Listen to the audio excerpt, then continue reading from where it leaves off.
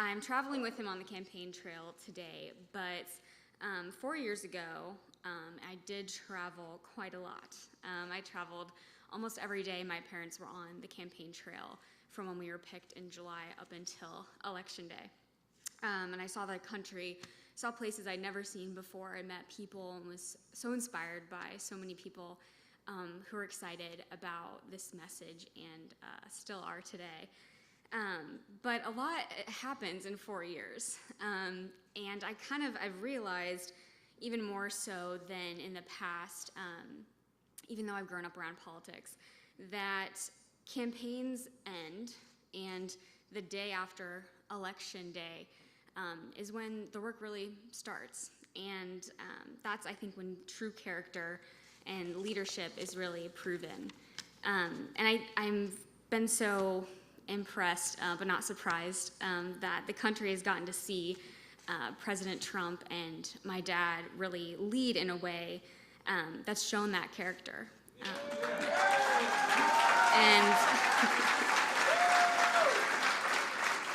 And improved so many lives. But 2020 has been an especially challenging year. Yeah, for everyone in the whole world, right? Everyone's been really impacted by this. And I think I've been especially proud and really just blessed to see my dad lead during this time, especially with the coronavirus task force. Probably the most proud I've really been of him in his career in politics.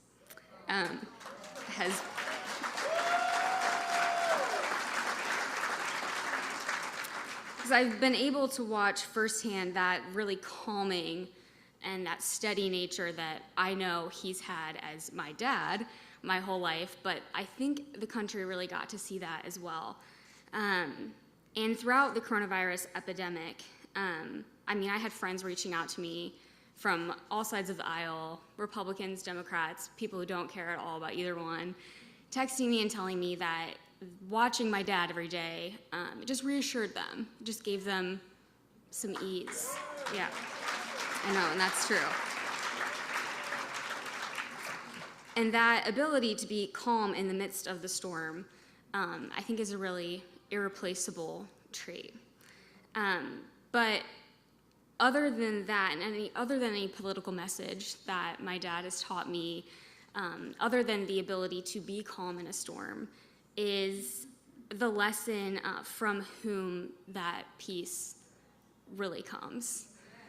It doesn't come actually from us. It doesn't come from inside of him. That comes from our faith in God.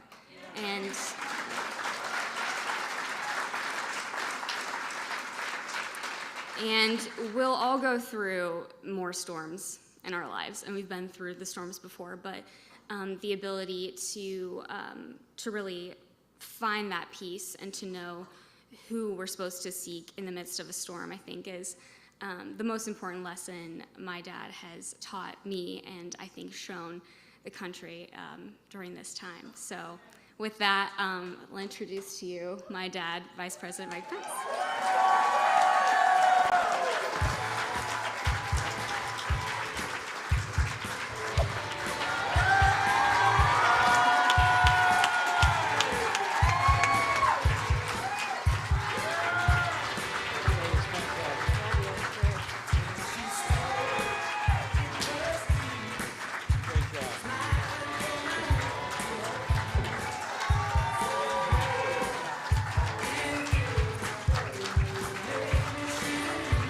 Well, hello, Florida. It is great to be back in the Sunshine State, and I don't know that I've ever been more moved by an introduction. I'll tell you what. My daughter is the wife of a Navy pilot. She is an author and a speaker and a great champion for conservative values. Would you join me in thanking Charlotte Pence Bond one more time? She's a voice of the generation. Proud of you. So proud of you.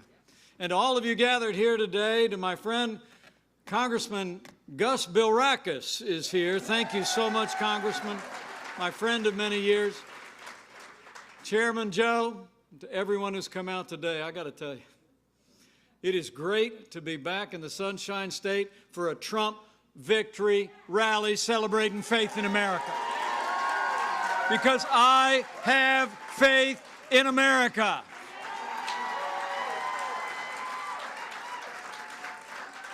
But it's so good to be with so many friends of so many years. Congressman Bilrakis and I served together on Capitol Hill. I was actually in Congress for 12 years, although it seemed longer. But Congressman, I have to tell you, you have been a champion of conservative values every day you've served Florida in Washington, D.C., and I'm proud. I'm proud to call you a friend. And speaking of friends, allow me to bring greetings from another friend of mine. Man who loves the Sunshine State. And when I told him last night that I was headed down to Florida, I think he sounded just a little bit jealous. So allow me to bring greetings and gratitude at this Faith in America rally from the 45th President of the United States of America, President Donald Trump.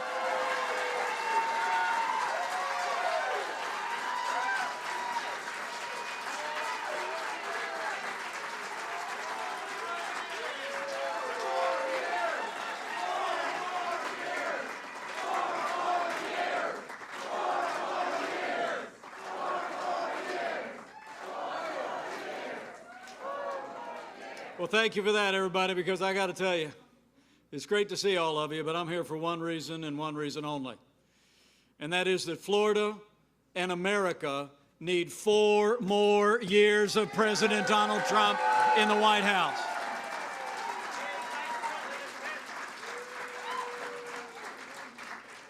You know, it really is amazing when you think of the last 3.5 years. It's been 3.5 years of action, 3.5 years of results. It's been 3.5 years of promises made and promises kept. It's true. I mean, from the first day of this administration, President Trump has kept the promises that he's made to the American people, to the people of Florida, and especially the people of faith. We've stood for the sanctity of life without apology.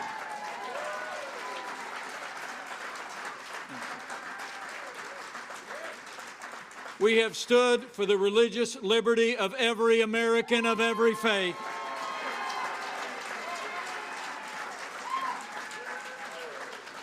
And beyond that, we made the strongest military in the history of the world stronger still. We rebuilt our military. This president's appointed more conservatives to our courts of appeals than any president in American history, and we revived the American economy in 3 short years. It's true. In those first 3 years, President Trump kept the promises he made to the people of Florida. We cut taxes across the board for working families and businesses large and small. This president actually signed more bills cutting federal red tape than any president in American history. We fought for free and fair trade. The USMCA is now the law of the land. We unleashed American energy. In those first 3 years, businesses large and small created more than 7 million good-paying jobs all across this country. Amazing. And then the coronavirus pandemic struck. It's been a challenging time. It's been a challenging time throughout the course of this year, especially over the last 4 weeks here in the state of Florida. But early in this pandemic, the American people saw the leadership of this president shine forth. President Trump marshaled not only a whole of government response, but a whole of America response. We reinvented testing. We started delivering hundreds of millions of medical supplies to the extraordinary health care workers that have saved lives all across this country.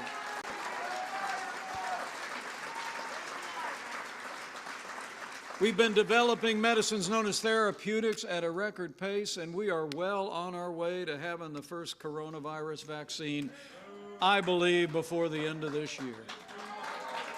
Now, we have a ways to go on all fronts, and you all know that.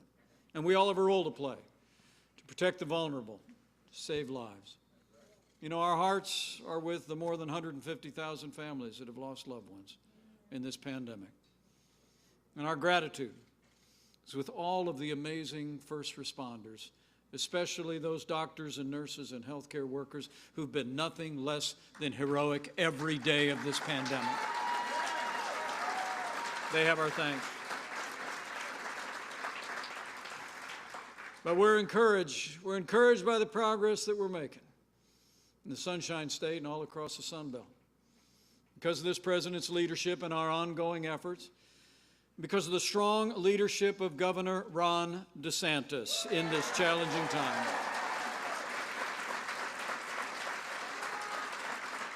I got a report at the Coronavirus Task Force yesterday that cases are coming down in the Sunshine State.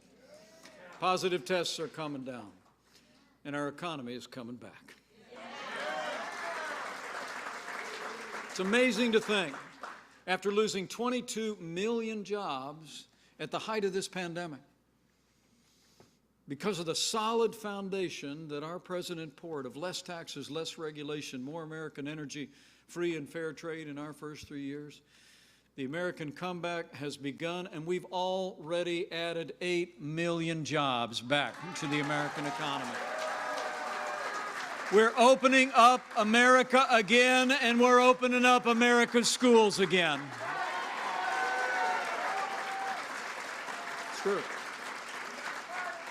But I'll make you a promise. I'll make you a promise as you in the Sunshine State, people all across the country continue to contend with this pandemic, is we will not rest until Florida and America put this coronavirus in the past, and we bring Florida and America back bigger and better than ever before.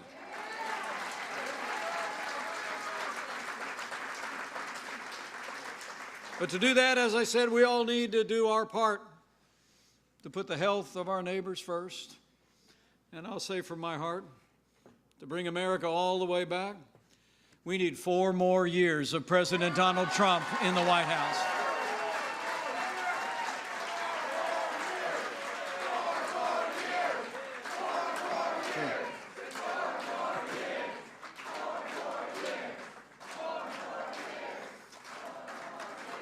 My fellow Americans, we're passing through a time of testing, but soon we will come to a time for choosing. And the choice in this coming election has never been clearer. The stakes have never been higher. That's why I'm here today. I want to talk about what's at stake, talk about the choice our nation faces. I'm here to talk about faith in America and keeping faith with everything that's always made America great.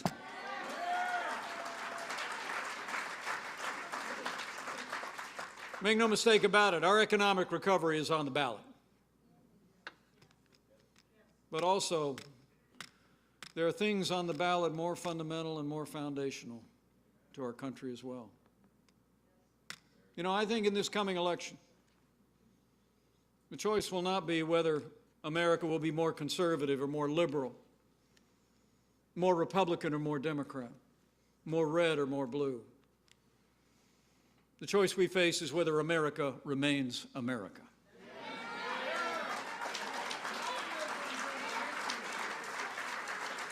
It's whether we will leave to our children and our grandchildren a country grounded in our highest ideals of freedom, free markets, the inalienable right to life and liberty, or whether we will leave to our children and grandchildren a country that's fundamentally transformed into something else. We stand at a crossroads of freedom. Before us lie 2 paths, one based on the dignity and worth of every individual, and the other on the growing control of the state. One road leads to greater freedom and opportunity. The other road leads to socialism and decline. Well, I know the American people will choose freedom and opportunity when we re-elect President Donald Trump for 4 more years.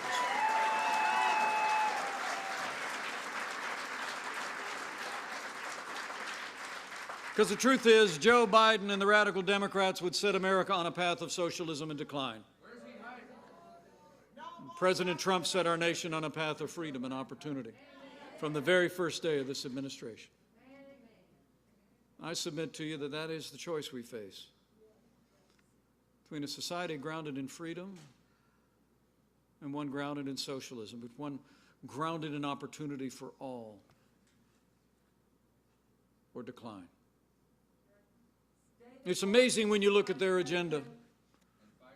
I mean, in the midst of a pandemic, Joe Biden would raise taxes by $1 trillion. The contrast, President Donald Trump cut taxes for the American people, and we're going to keep fighting for tax relief for the American people for 4 more years. Joe Biden would bury this economy under an avalanche of red tape. More regulation, more bureaucracy. And this president's cut more federal red tape than any president in history. Joe Biden has a $2 trillion plan to abolish fossil fuels. He'd rejoin the Paris Climate Accord and implement AOC's Green New Deal. President Trump, he's pursued all of the above energy strategy. He's made our nation energy independent for the first time in 75 years. We're a net exporter of energy to the world. And it's not just a choice at home. It's on the world stage. American people need to remember that Joe Biden was a leading voice of appeasement toward Iran and the Iran nuclear deal. President Trump got us out of the Iran nuclear deal, and Qasem Soleimani is gone.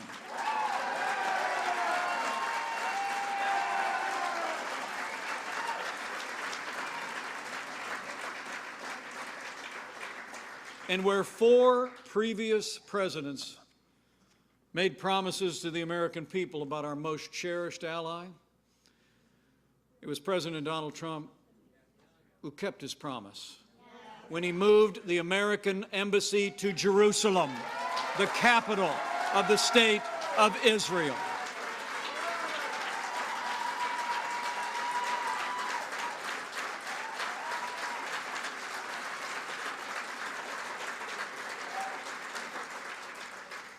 So this president has stood with our allies and stood up to our enemies. And closer to home, President Donald Trump has stood for law and order every single day.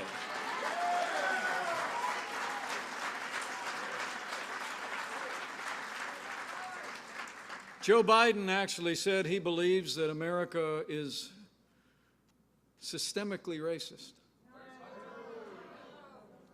and that law enforcement has an implicit bias against minorities. When Joe Biden was asked whether he would cut funding to law enforcement, he said, and I quote, "Yes, absolutely." Well, President Trump and I know that the men and women who put on the uniform of law enforcement every day are the best people in this country.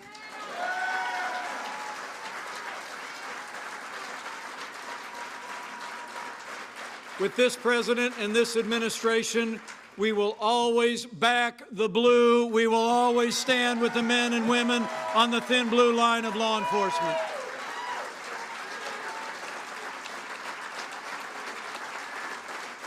We're not going to defund the police, not now, not ever.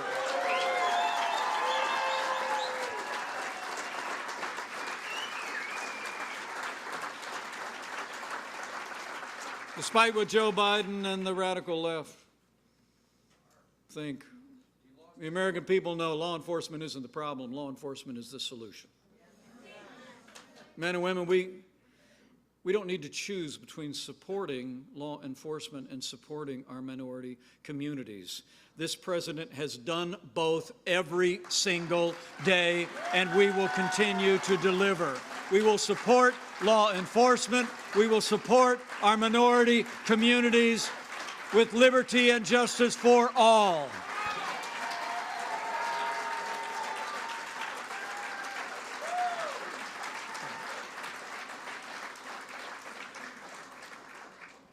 And on the issues important to people of faith in America, what brings us here today? Americans who cherish life and religious liberty. Joe Biden and the radical left.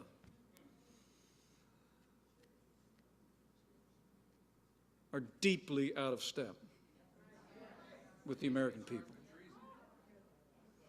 I mean, Joe Biden and the radical left support abortion on demand. They support taxpayer funding of abortion. Even though throughout his career, Joe Biden supported what's known as the Hyde Amendment, which prevented taxpayer dollars from going to fund abortion.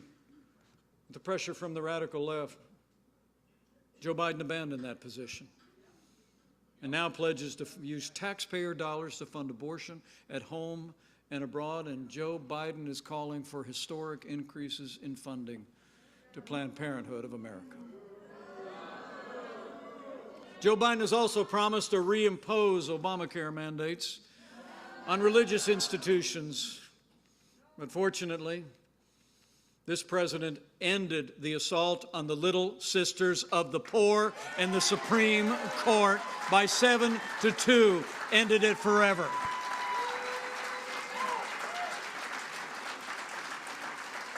While Joe Biden is advancing a social agenda of the radical left, by contrast, President Donald Trump is the most pro-life president in American history.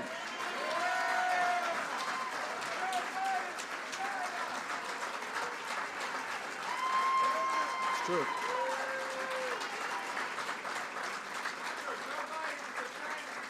And this president has stood for the religious freedom of every American of every faith, every day that we've been in office.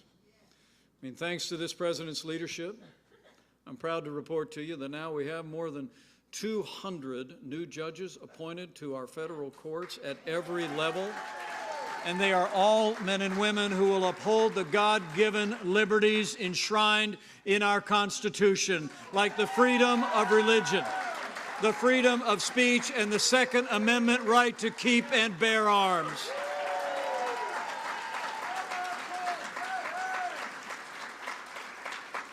From day one of this administration, this president has stood for life. Literally, we were in office less than a week when the president reinstated what's known as the Mexico City policy, which would ensure that no taxpayer dollars would ever be used to provide or promote abortions around the world. This president also recognizes the importance of freedom of speech to people of faith. We know that the freedom of speech should not end at the front door of your church or synagogue or place of worship. He stopped enforcing the Johnson Amendment and freed up the pulpits of this nation.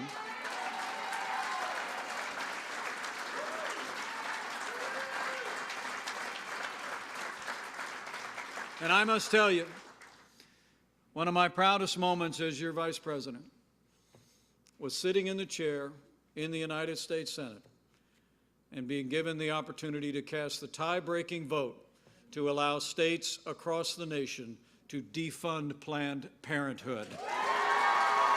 And President Donald Trump signed the bill.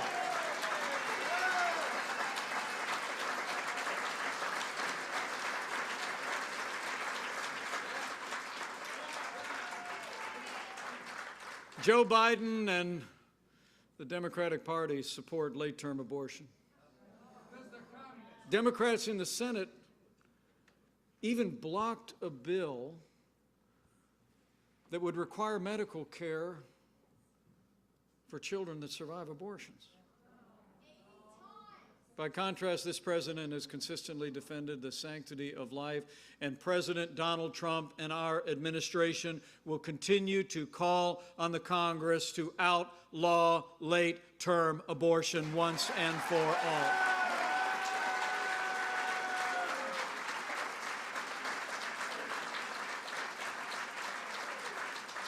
And we've stood without apology for the sanctity of human life. In fact, this past January, President Donald Trump became the first president ever to address the annual March for Life on the National Mall in person.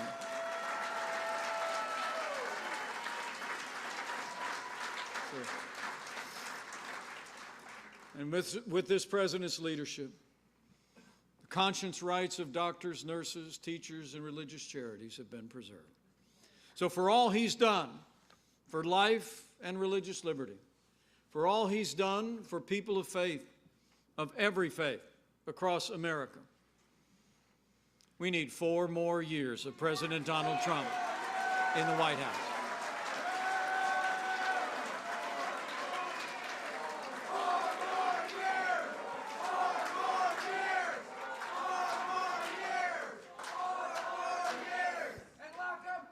It really is good. It's good to be with you today. Good to be with you for this Faith in America rally. It really is. You know, I love my daughter's introduction today, but she knows the one I prefer is a little bit shorter. I'm a Christian, a conservative, and a Republican, in that order.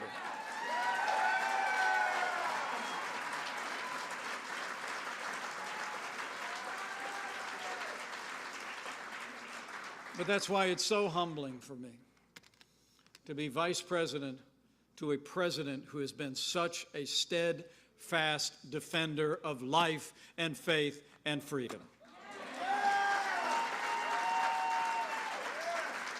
It's true.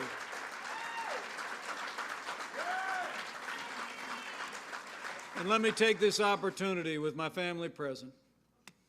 She talked about 4 years ago. Can I just say thank you to the people of Florida for giving our family the privilege of serving you as Vice President of the United States. It's the greatest honor in my life. You know, the foundation of America is freedom. But the foundation of freedom is faith. The American people know, as President John Adams said so long ago, and I quote, "Our Constitution was designed only for a moral and religious people. It is wholly inadequate to the government of any other." And I've traveled all across this country, sometimes with my wife at my side, and as Charlotte said, sometimes with our daughter-in-law. And 4 years on, I'm more convinced than ever of 2 things. America is a freedom-loving nation, and this is a nation of faith.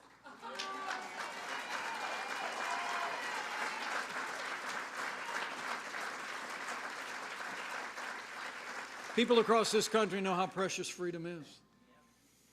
I see the passion in this room. I see it all across the country on street corners and conversations, from sea to shining sea. But men and women, we've got a tough fight ahead of us.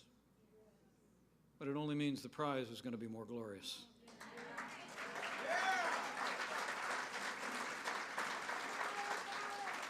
I hope you all see yourselves as part of a great story. It's a story of promises made and promises kept. It's a story of renewing American strength.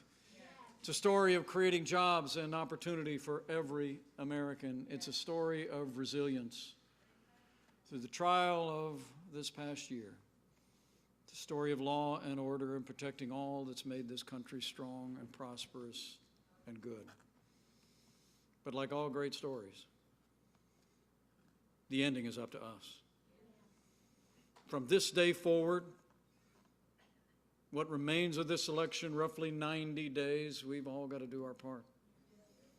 We've got to go tell the story. And we've got to write the end of the story by re-electing President Donald Trump for 4 more years.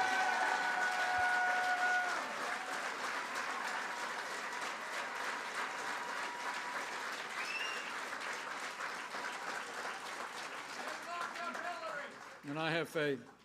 I know this you will do, because this is a freedom-loving nation. The love of freedom beats in the heart of every American. So I know the American people are going to make